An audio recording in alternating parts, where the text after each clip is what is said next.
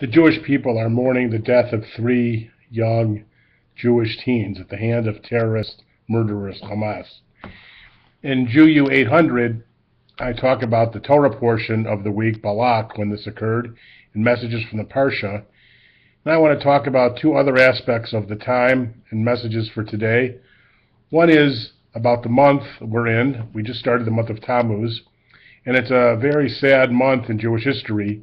According to one Talmud, the Jerusalem Talmud, on the 9th of Tammuz, the outer walls of the first temple built by Solomon were breached by the Babylonians, which is today's Iraq.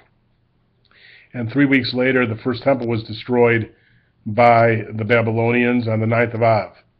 According to the Babylonian Talmud, on the 17th of Tammuz, the second temple's walls were breached by the Romans, and the temple was destroyed also on the 9th of Av in the year 70, the first being in 586. And what we have to commit ourselves to is making sure that the walls of Jerusalem are never breached again, that Israel stands firm. And that's one of the great messages for today. The second message comes from the haftorah of this week, from the great prophet Micah, who utters one of the great sentences in all of literature and in the Bible. He asks the question, what does God want from you? And his answer is to do justice, to love mercy, and to walk humbly with God. And I think that has a strong resonance with us today as we sort through our horrible sense of loss and the bizarre murder and horrible activities that we're feeling. So as we think about those words, to do justice, the President of the United States' main message in sympathizing with the loss of the 3 boys says that Israel must show restraint, and that was the main message from the State Department and from Europe. To do justice, to show restraint? How do you show restraint when Hamas, which is a terrorist group, recognized by all as a terrorist group, although the United States has been talking to them for 6 months, what are they talking about? Hamas is committed to murder Jews everywhere and to destroy Israel. They are a terrorist group, and they made a unity government with the Fatah, which is supposedly the moderate terrorist group.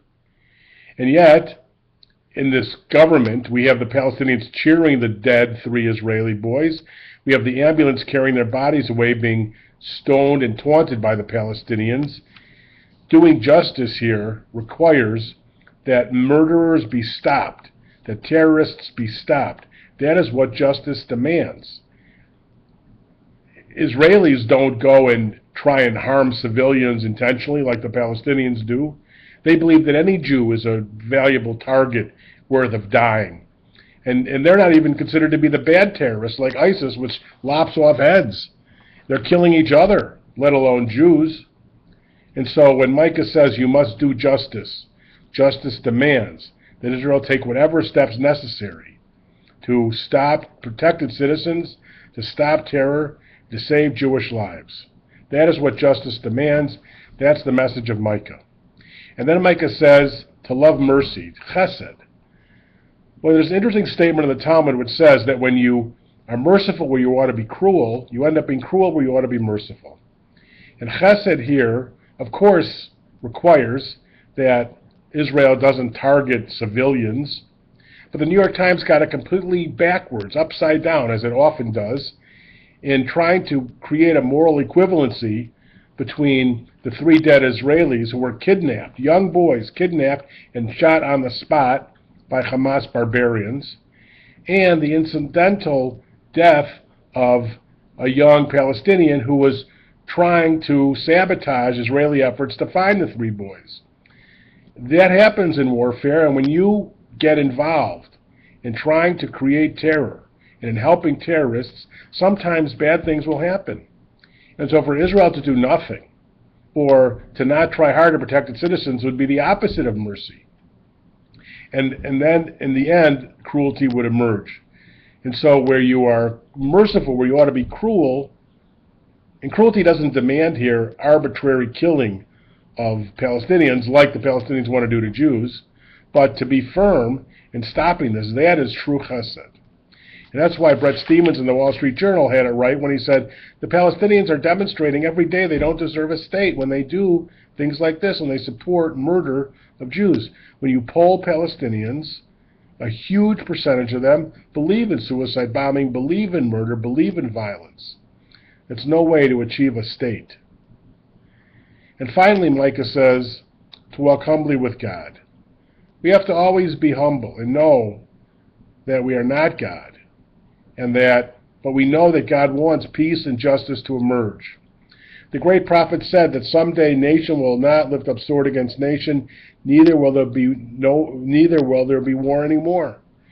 And the great prophets in the Bible taught that someday in the Messianic era, every person will sit under their own vine and fig tree, and no one will make them afraid. But that time is not yet.